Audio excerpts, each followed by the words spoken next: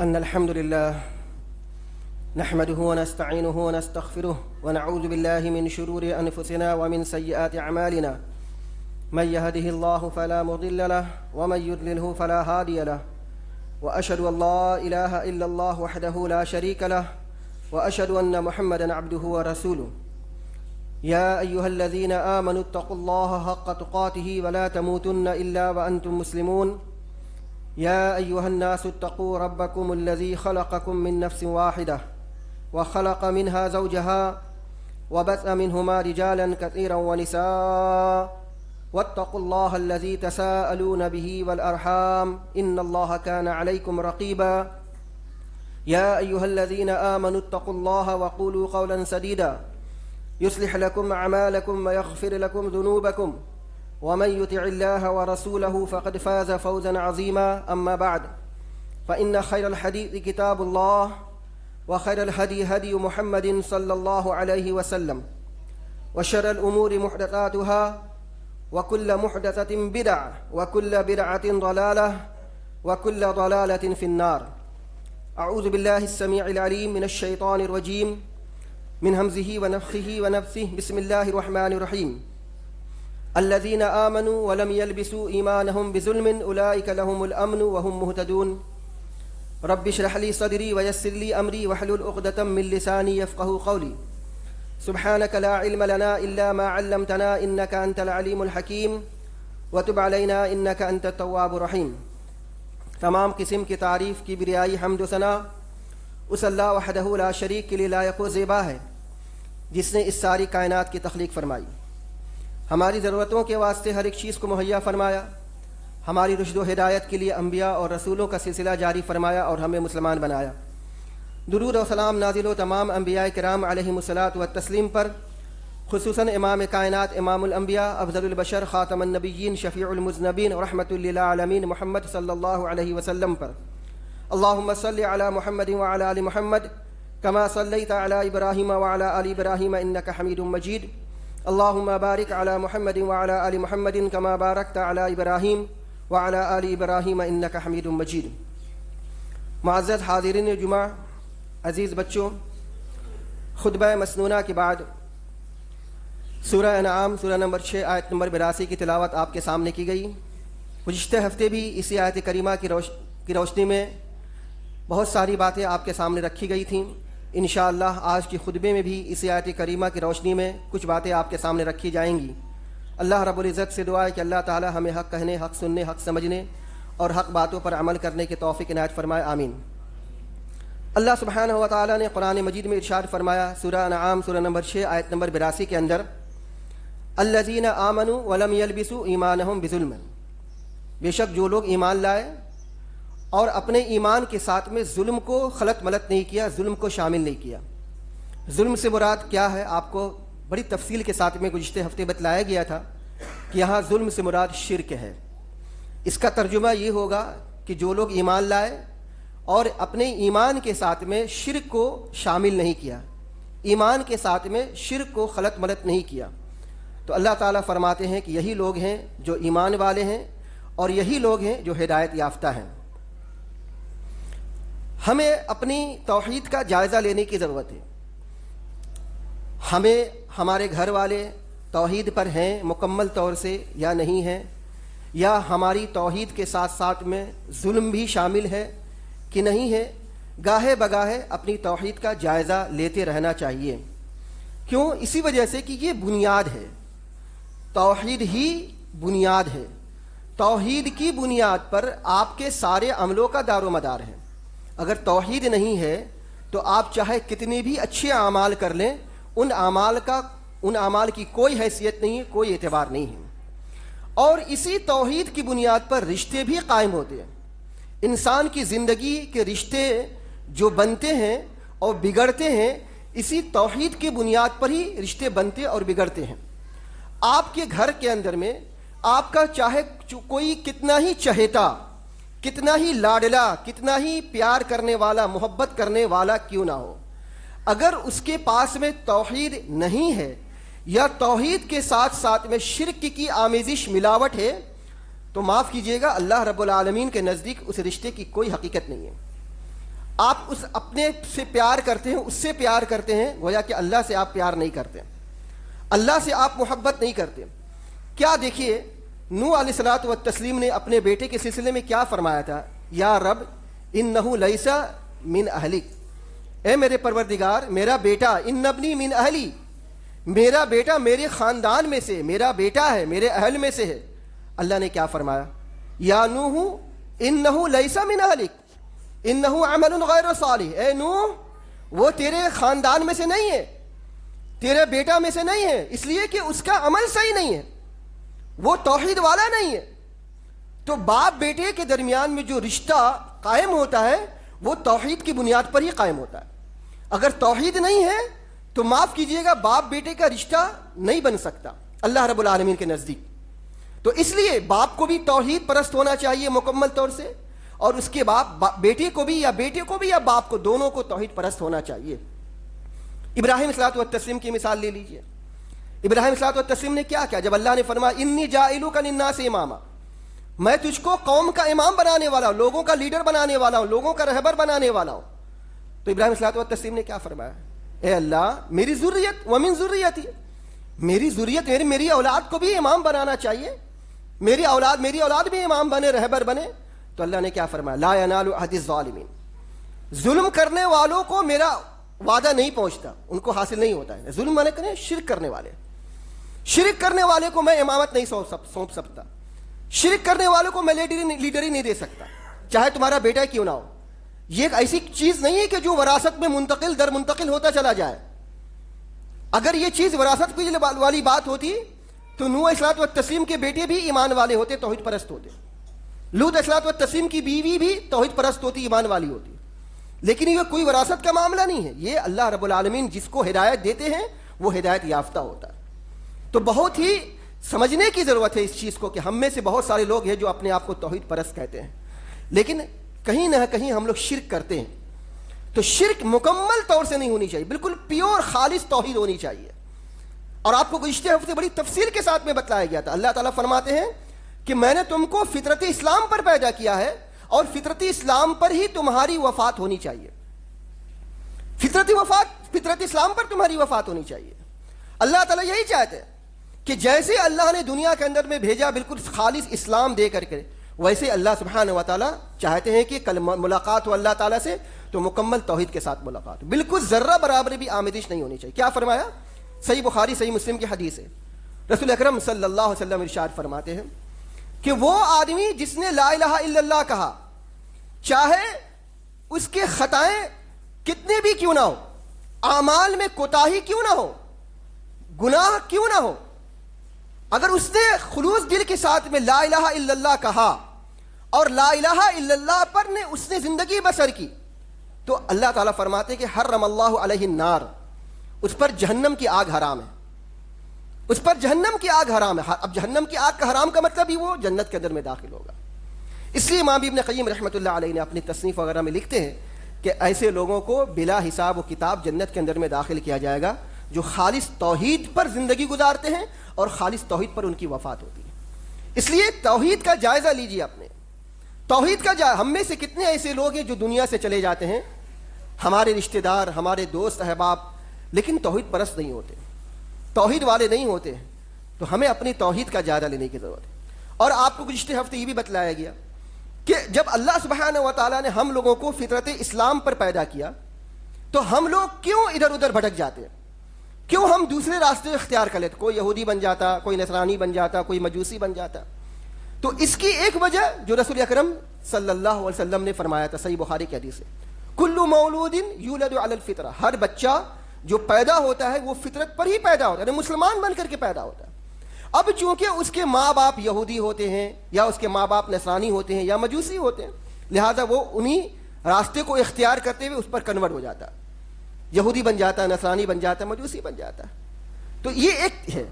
اور دوسرا جو سبب ہے وہ یہ کہ جیسے میں نے آپ کو گزشتہ ہفتے بھی بتلایا تھا کہ شیطان حضرت آدم علیہ السلام بھول گئے تھے، آدم علیہ السلام بھول گئے تھے، جس کی وجہ سے یہ خصلت ان کے بیٹوں، ان کی ذریت میں بھی رکھی گئی۔ تو آدم علیہ السلام جب بھول گئے تھے تو ان کی ذریت بھی بھول گئی، ان کی ذریت میں بھی یہ فطرت پیدا ہو گئی، خصلت پیدا ہو گئی کہ وہ بھول گئی۔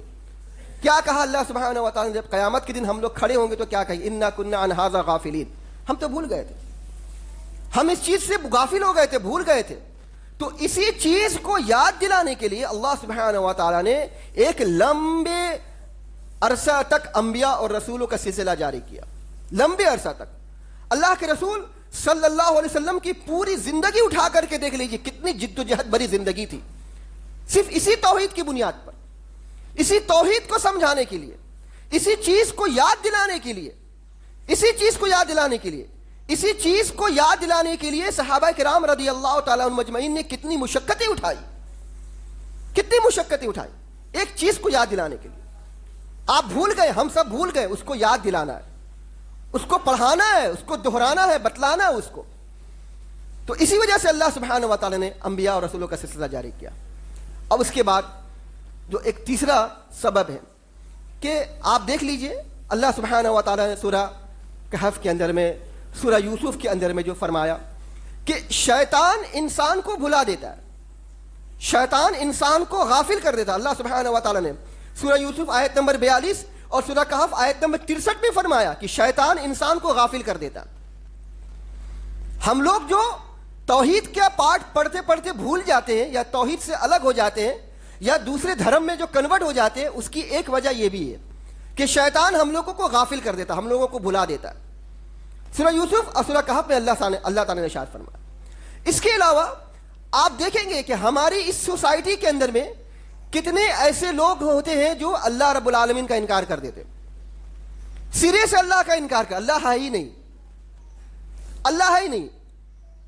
چنانچہ صحیح بخاری میں اللہ کے رسول صلی اللہ علیہ وسلم فرماتے ہیں کہ دیکھیے ہم لوگوں کے پاس میں ایک انسان آتا ہے شیطان نما انسان آپ کے پاس میں آ کر کے کہتا ہے اور آپ کو پوچھتا ہے کہ بتائیے اس چیز کو، اس آسمان کو کس نے پیدا کیا؟ آپ کہتے ہیں اللہ نے پیدا کیا۔ زمین کو کس نے پیدا کیا؟ کہتا ہے اللہ نے پیدا کیا۔ سورج چاند کو کس نے پیدا کیا؟ اللہ نے پیدا کیا۔ اس ساری مخلوقات کو کس نے پیدا کیا؟ آپ کا جواب ہوتا ہے اللہ نے پیدا کیا۔ تو پھر وہ آپ سے پوچھتا ہے کہ اچھا یہ بتائیے کہ اللہ کو کس نے پیدا کیا؟ اللہ کو کس نے پیدا کیا؟ اب آپ سوچ میں پڑ جاتے ہیں کہ بھائی اللہ کو کس نے، واقعی کہ اللہ کو کس نے پیدا کیا؟ جب ساری چیزوں کو اللہ نے پیدا کیا ہے تو اللہ کو کس نے پیدا کیا؟ اب یہ سوال چھوڑ کر کے وہ شیطان چلا جاتا ہے۔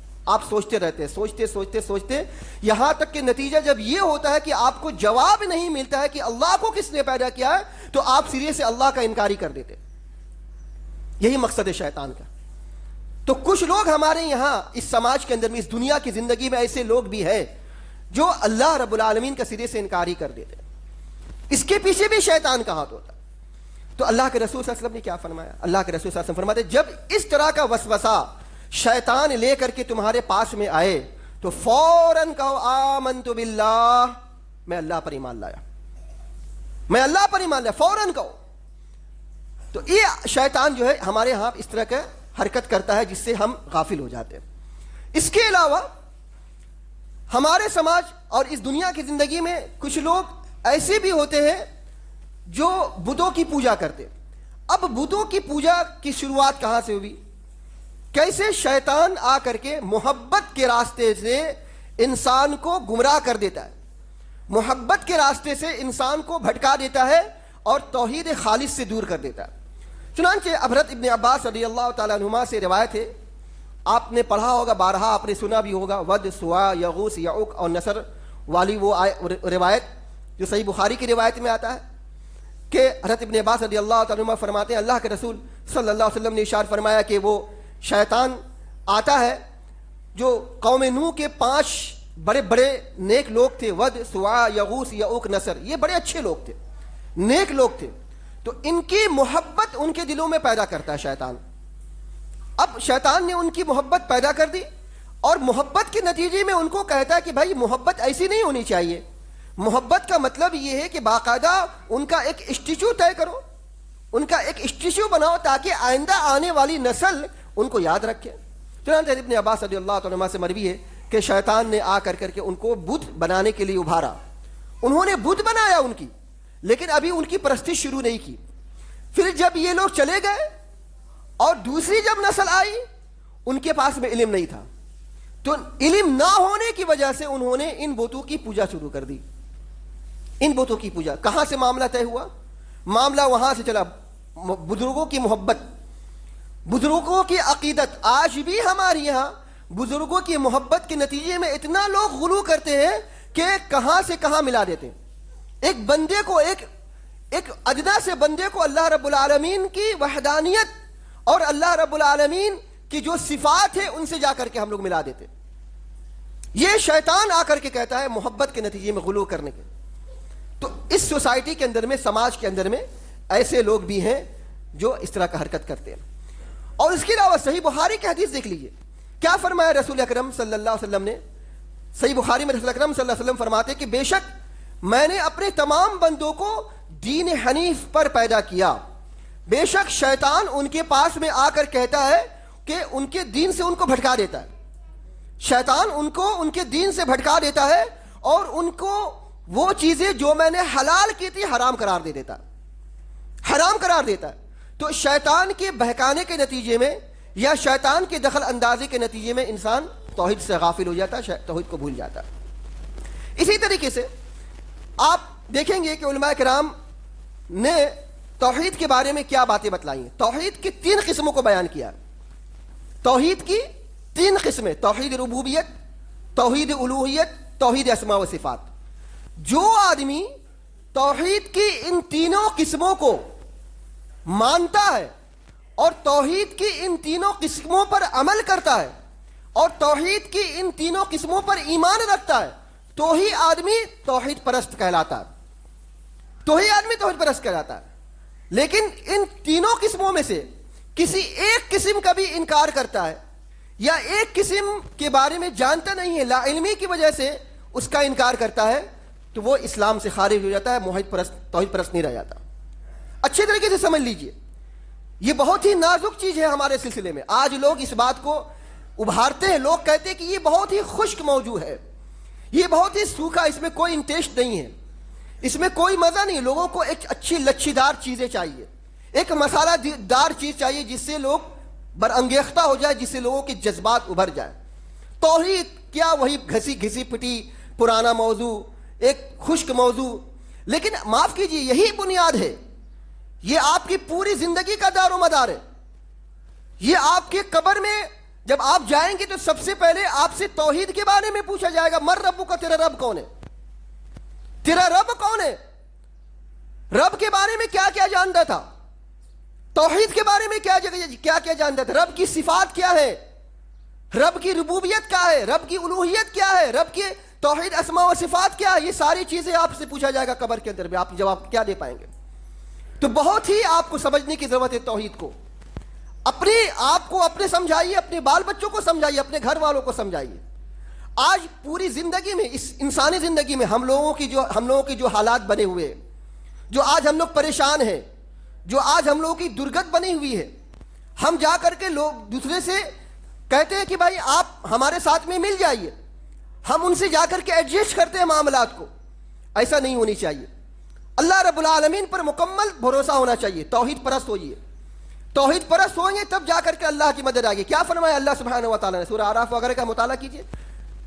مسئلہ تو یہی ہے کہ ہم قرآن پڑھتے نہیں ہیں. حقیقت یہی ہے کہ ہم قرآن پڑھتے نہیں. ہمارے ساتھ میں پریشانی ہے یہ کہ ہم قرآن پڑھتے نہیں ہیں، قرآن سمجھتے نہیں ہیں. جس قرآن کے اندر میں ہماری زندگی ہے، جس قرآن کے اندر میں ہماری رہنمائی ہے، جس قرآن کے اندر میں ہمارے بال بچوں کی تربیت کا معاملہ ہے، ہم اس کو پڑھتے نہیں، اس کو سمجھتے نہیں ہیں. قرآن جب آپ پڑھیں گے تب آپ کو توحید سمجھ میں آئے گا، تب آپ کو جا کر کے توحید سمجھ میں آئے گا. تو کیا فرمایا اللہ سبحانہ و تعالیٰ؟ اللہ فرماتے ہیں کہ اگر آپ توحید پرست ہوئے تو اللہ سبحانہ و تعالیٰ آپ کو زمین کا خلیفہ بنائے گا. اللہ تعالیٰ نے ہم لوگوں کو بنایا ہی اسی وجہ سے کہ ہم زمین کے نائب ہیں، زمین کے خلیفہ ہیں. لیکن آج ہم سے زمین کو چھین لی گئی ہے. کس وجہ سے؟ کیونکہ آج ہم توحید کو بھول گئے. اللہ رب العالمین کی ربوبیت، الوہیت اور ان کے اسماء و صفات کو ہم بھول گئے. اس وجہ سے اللہ نے ہمارے لیے زمین کو تنگ کر دی. آج ہم بھٹکے ہوئے ہیں، پریشان ہیں، روزی روزگار کے معاملے میں، بال بچوں کے معاملے میں، تندرستی اور صحت کے معاملے میں، اور بہت ساری چیزوں کے معاملے میں، کہ توحید کو ہم بھول بیٹھے. تو توحید کو اچھی طریقے سے سمجھ لیجیے. کوئی آپ کا ساتھ دے نہ دے، کوئی آپ کو مانے نہ مانے، آپ اپنا جائزہ لیجیے، اپنے گھر والوں کا جائزہ لیجیے. کیا فرمایا اللہ سبحانہ و تعالیٰ نے؟ اللہ فرماتے یا ایھا الذین آمنوا لا یضرکم من ضل. کوئی آدمی گمراہ ہے، اس کی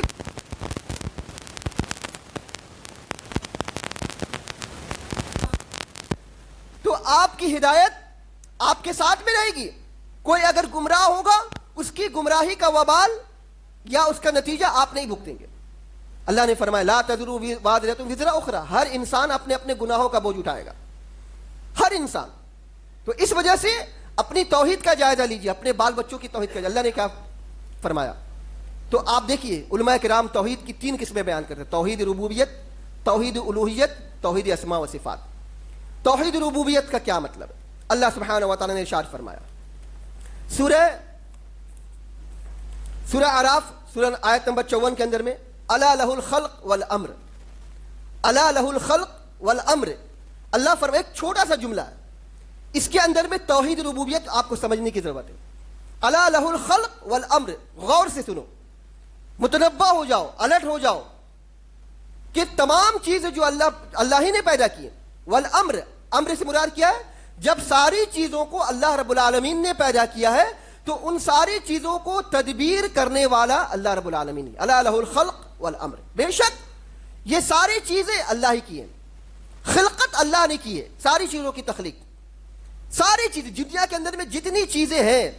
اب اس ایک الگ موضوع ہے بحث کا کہ اور بھی چیزوں کو ہم لوگ کہتے ہیں کہ ہم نے ایک بڑھئی نے ایک لکڑہانے نے کسی چیز کو بنا دیا، آپ نے کسی چیز کو تیار کر دیا، ایک لکڑہارے نے دروازہ بنا دیا یا ٹیبل میز کرسی بنا دیا یا بیڈ بستر بنا دیا، بہت ساری چیزوں کو بنا دیا. تو گویا کہ اس نے بھی تو ایک چیز کو پیدا کیا. تو یہ ایک بحث اس کے بارے میں آئے گی. لیکن آپ دیکھ لیجیے اس دنیا کے اندر میں جتنی ساری چیزیں ہیں، ان ساری چیزوں کا پیدا کرنے والا کون ہے؟ اللہ سبحانہ و تعالیٰ. ساری چیزوں کا پیدا کرنے والا، یہ آپ کو ماننا ہے. یہ اگر آپ مانتے ہیں تو آپ توحید پرست ہیں، اس پر ایمان رکھتے ہیں تو آپ توحید پرست ہیں. اور کیا فرمایا؟ والامر، امر سے مراد یہ ہے کہ اللہ رب العالمین نے ان جتنی ساری چیزوں کو پیدا کیا ہے، ان ساری چیزوں میں تدبیر کرنے والا اگر کوئی ہے تو صرف اللہ کی ذات ہے اور کوئی نہیں ہے. ساری چیزوں کا مدبر، تدبیر کرنے والا، کب سورج نکلنا، کب ہوا چلنی ہے، کب کس کو زندگی بخشنی ہے، کب کس کو موت دینی ہے، کب کہاں طوفان آنے والا ہے، کہاں بارش ہونے والی، کہاں پریشانی، کہاں آفات، کہاں کس کو رزق دینا ہے، سارا کا سارا تدبیر کرنے والے کی ذات صرف اللہ کی ہے. الا لہ الخلق والامر، اللہ نے فرمایا. اور اس کے علاوہ سورہ جاثیہ کے اندر میں آیت نمبر 27 میں اللہ نے ارشاد فرمایا وَلِلَّهِ مُلْكُ السَّمَاوَاتِ وَالْأَرْضِ. ایک چھوٹا سا جملہ جس کے اندر میں توحید ربوبیت ہے. اللہ فرماتے ہیں کہ سارے زمین اور سارے آسمان کی ملکیت اللہ ہی کے لیے. وَلِلَّهِ مُلْكُ السَّمَاوَاتِ وَالْأَرْضِ. اس چیز کو اگر آپ سمجھتے ہیں کہ ان ساری چیزوں کا خالق اور مالک اگر کوئی ہے تو صرف اللہ کی، اللہ تعالیٰ ہی اس کی ذات، اللہ تعالیٰ کی ذات ہے، اس کے علاوہ کوئی نہیں ہے. اگر کوئی یہ کہتا ہے کہ نہیں اللہ رب العالمین کی اس تخلیق میں کوئی اور بھی شامل ہے، کوئی اور بھی شامل ہے، تو گویا کہ وہ توحید ربوبیت کا انکار کرتا ہے، توحید ربوبیت کا انکار کرتا. اللہ رب العالمین نے ہم لوگوں کو توحید ربوبیت کا اقرار کرا کے دنیا کے اندر میں بھیجا. لست بربکم، کیا میں تمہارا رب نہیں ہوں؟ رب کے معنی کیا ہوتے؟ رب کے معنی ہوتے تدبیر کرنے والا، ان ساری چیزوں کی تخلیق بنانے والا. تو جب ہم توحید ربوبیت کا اقرار کر کے آئے ہیں، اور جب آپ دیکھیں گے قرآن کریم کا مطالعہ کریں گے تو مشرکین سے یہ پوچھا جاتا تھا وَلَئِن سَأَلْتَهُم مَّنْ خَلَقَ السَّمَاوَاتِ وَالْأَرْضِ، زمین اور آسمان کا پیدا کرنے والا کون ہے؟ تو کہیں گے اللہ تعالیٰ. ان کو توحید ربوبیت کا اقرار تھا، توحید ربوبیت کا اقرار کرتے تھے کہ ساری چیزوں کا پیدا کرنے والا کون ہے؟ اللہ سبحانہ و تعالیٰ. تو جب ساری چیزوں کا پیدا کرنے والا اللہ تعالیٰ ہے تو اب آئیے توحید الوہیت کے اندر. توحید الوہیت کیا فرمایا اللہ سبحانہ و تعالیٰ؟ اللہ تعالیٰ سورہ حج میں آیت نمبر 73 میں ایک مثال بیان فرماتے ہیں. مثال کیا ہے؟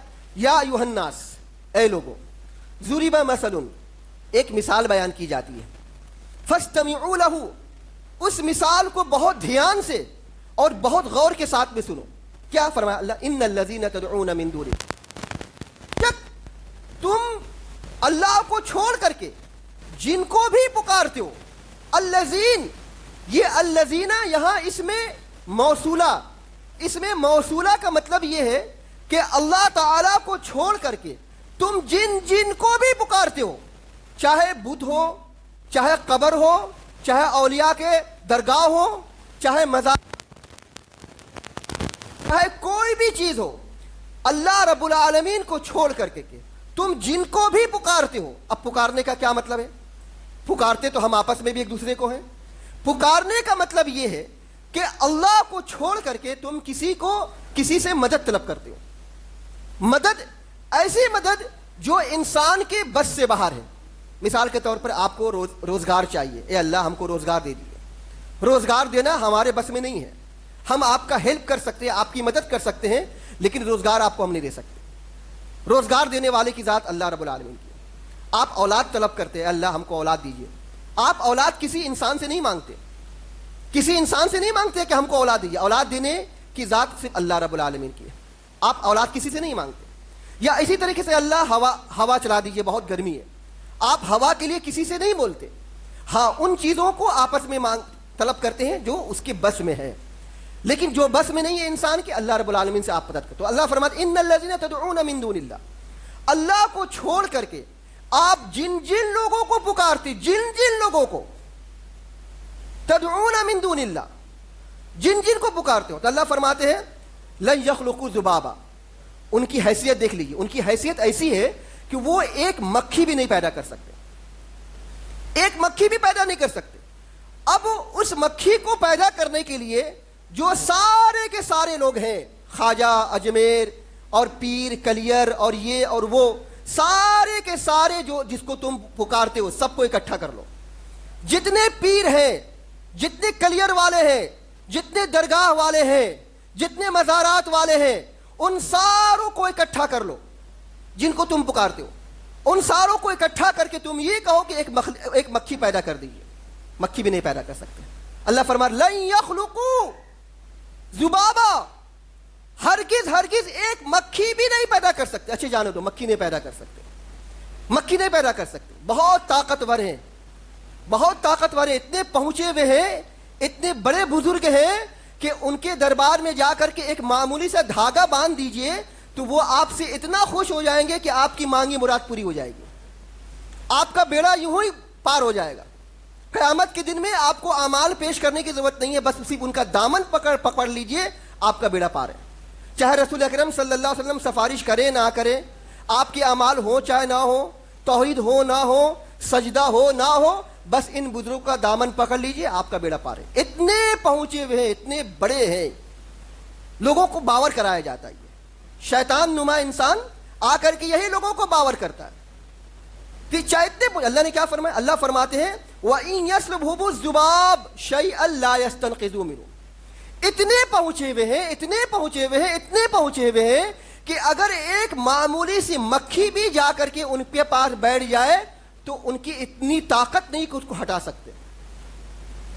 لَن يَسْتَنْقِذُوا مِنْهُ, ہرگز مکھی کو بھی نہیں بھگا سکتے. انسان سوچتا بھی نہیں ہے, انسان کے پاس میں عقل نہیں ہے, دھیان نہیں ہے, کہاں ہم جا رہے ہیں, کس طرف ہم جا رہے ہیں, کس کو ہم پکار رہے ہیں. جو ایک مکھی کو بھی اپنے اوپر سے نہیں ہٹا سکتی ہے, ہم اس کے سلسلے میں یہ عقیدہ رکھتے کہ اتنا پہنچا ہوا ہے. جس کے پاس میں ایک مکھی پیخانہ پیشاب کر کے چلی جاتی ہے, مکھی آ کر کے اس کے پر چڑھا کر کے جو کھاتی چلی جاتی ہے, اس کو ہٹا نہیں سکتے. اللہ فرماتے ضعف الطالب والمطلوب, جو لوگ پکار رہے ہیں ان کو وہ بہت ہی نہایت ہی کمزور ہیں, ایمان میں کچے ہیں, توحید میں بالکل 0/0 ہے. والمطلوب, اور جس کو پکارا جا رہا ہے, جس کو آواز لگائی جا رہی ہے, جس سے آس اور امید لگائی جا رہی ہے, جس کے دربار میں جا کر کے دھاگا باندھا جا رہا ہے, جو دور دراز سفر کر کے بڑی امید کے ساتھ میں اس کے دربار میں حاضری دی جا رہی ہے. مطلوب کتنا ضعف الطالب والمطلوب, کتنا نہایت ہی کمزور ہے, نہایت ہی کمزور ہے. اتنا کمزور ہے کہ اپنے اوپر سے ایک مکھی کو بھی نہیں ہٹا سکتا. تو جو ایک مکھی کو نہ بنا سکتا ہے اور نہ اپنے اوپر میں ایک مکھی کو ہٹا سکتا ہے, اس کو تم پکارتے ہو, اس سے تم آس لگاتے ہو, اس سے تم امید کرتے ہو, اس سے تم امید کرتے ہو. تو یہ توحید ربوبیت ہے. اللہ رب العالمین وہ ذات ہے جس نے ساری کائنات کو پیدا کیا ہے, اور ساری کائنات کا تدبیر کرنے والا اللہ رب العالمین کی ذات ہے. اس لیے توحید کو بہت اچھے طریقے سے پڑھیے. توحید ربوبیت, توحید الوہیت, توحید اسماء و صفات. بہت سارے لوگ ایسے ہیں جو توحید الوہیت کا انکار کرتے ہیں, بہت سارے لوگ ایسے ہیں جو توحید اسماء و صفات کا انکار کرتے ہیں. ان میں سے بہت سارے لوگ معتزلی بن جاتے, قدریہ بن جاتے, خوارج بن جاتے, اسماعیلی بن جاتے, اور پتہ نہیں کئی ایسے لوگ ہیں جنہوں نے اپنے نام رکھے ہوئے ہیں, اور انہوں نے اللہ رب العالمین کے اسماء و صفات کا انکار کیا ہوا ہے. اللہ رب العالمین کے اسماء و صفات کا انکار کیا ہوا.